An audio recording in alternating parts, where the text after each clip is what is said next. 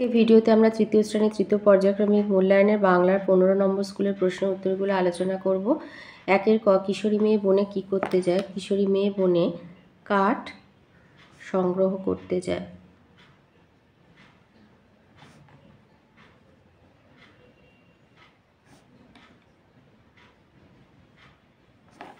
খ, কিশোরী মেয়ে কোন হাতে কাটারি ধরেছিল? কিশোরী মেয়ে বাম হাতে কাটারি ধরেছিল। ঘ, শরৎ ঋতুর আগে আসে কোন ঋতু? শরৎ ঋতুর আগে আসে হেমন্ত ঋতু। ঘ, আমড়া গাছে কে বসেছিল? আমড়া গাছে হুতোমুখো পেঁচা বসেছিল।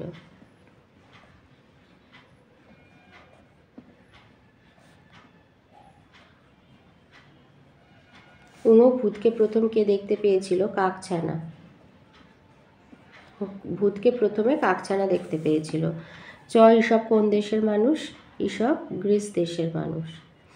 ছ, ঈশপের প্রভু কে ছিলেন? রাজা ক্রোশাস।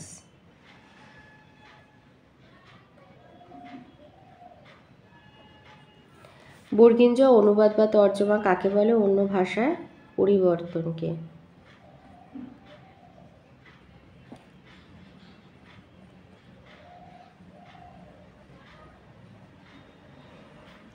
ঝ, পান্তা শব্দটির অর্থ জল দেয়া ভাত। পান্তা শব্দটির অর্থ হলো জল দেয়া ভাত। ইঙ সূঁচ বুড়িকে কি বলেছিল? সূঁচ বুড়িকে বলেছিল আমায় দেয়ালে পুঁতে রাখো। এটা ইনভাইটেড কমার মধ্যে লিখবে।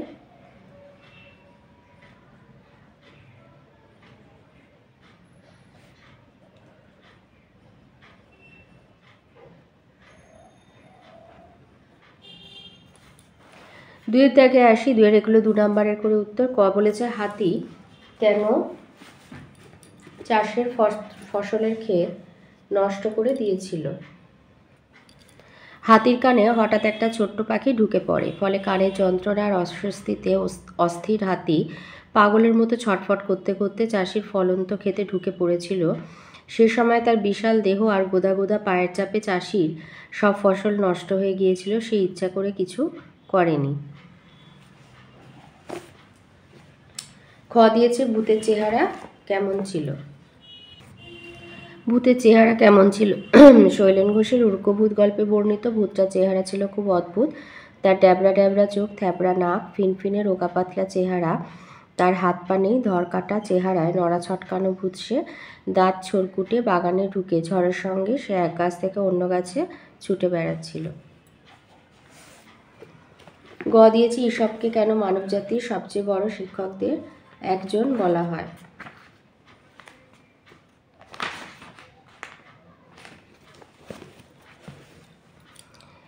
লিখবে ঈশপ তার রচিত গল্পগুলির মাধ্যমে দেশকালের সীমা অতিক্রম করে আজও সারা পৃথিবীর মানুষকে শিক্ষা দিয়ে চলেছেন বলেই তাকে মানবজাতির সবচেয়ে বড় শিক্ষকদের একজন বলা হয়েছে।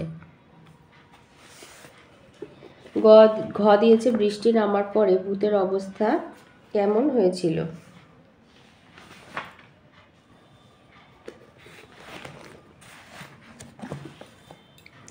বৃষ্টি নামার পর ভূতের অবস্থা, এই ভূতের সমস্ত জারিজুরি ফাঁস হয়ে যায়। তার নাক মুখ চোখ দিয়ে দরদর করে জলে গোলা রং বেরিয়ে আসে। শেষে দেখা যায় ভূত বাবাজি হলো কথকের কাকুর কাগজের ছেঁড়া পাতা, যাতে কেউ একটা ভূতের ছবি এঁকেছিল। উঙ দিয়েছে শরৎকালে বাঙালিদের কি কি উৎসব হয়? দুর্গাপূজা আর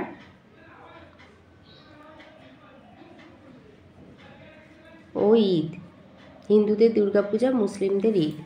তিনি দিয়েছে বাক্য রচনা করো। চশমা, চরকা, ঝিমঝিম, নিঝুম, স্বপ্ন। তাহলে 3 থেকে বাক্য রচনা আছে। প্রথমে আছে কতে চশমা, লিখবে চোখ খারাপ হলে চশমা পড়তে হয়। খ চরকা, চরকা সুতো কাটার একটি প্রাচীন যন্ত্র হলো চরকা। ঘ ঝিমঝিম, প্রখর রোদে হাঁটার জন্য পথিকের মাথা ঝিমঝিম করছে। ঘ নিঝুম, গ্রামাঞ্চলে নিঝুম রাতে শেয়ালের হাঁক শোনা যায়। উঙ স্বপ্ন, গভীর ঘুমের মধ্যে সে একটা স্বপ্ন দেখেছিল। 4 আছে শূন্যস্থান পূরণ করো। কতে আছে একটা হাঁস সোনার ডিম পাড়ত। চেহারা নিয়ে ঈশপকে উপহাস শুনতে হতো।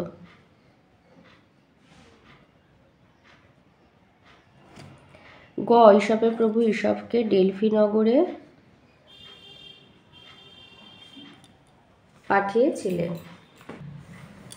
ঘ ঈশপের রচনাগুলি হলো নীতিগল্প আর ঈশপ ছিলেন একজন কৃতদাস।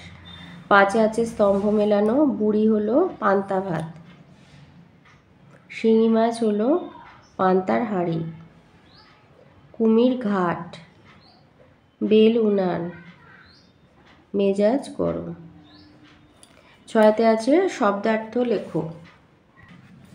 তো 6 আছে শব্দার্থ লেখো। কত অনুবাদ হচ্ছে তর্জমা বা অন্য ভাষায় পরিবর্তন। খ অহংকারী, দাম্ভিক বা গর্বিত। গতে গাঁ মানে গ্রাম, ঘতে নিঝুম নিঃশব্দ, উঙতে ডাগর বড় বড়।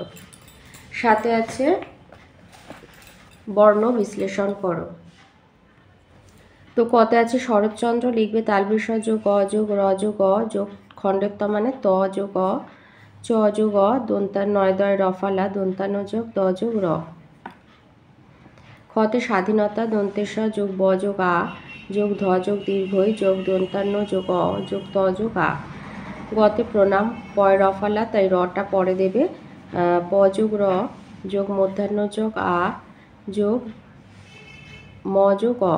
ঘতে দর্পণ, দ যোগ অ যোগ র যোগ প, রেফ হলে অক্ষরের আগে যার মাথায় রেফ আছে তার আগে রটা লিখতে হয়, অ যোগ দন্তান্ন যোগ অ। উঙতে রবীন্দ্রনাথ, র যোগ অ যোগ ব যোগ দীর্ঘই যোগ দন্তান্ন যোগ দ যোগ র যোগ মধ্যাহ্ন দন্তান্ন যোগ আ যোগ থ যোগ অ। 8 দিয়েছে অনুচ্ছেদ রচনা করো তোমার প্রিয় ঋতু। তো সেটা যে কোনো ঋতু সম্পর্কে একটা রচনা লিখে দেবে।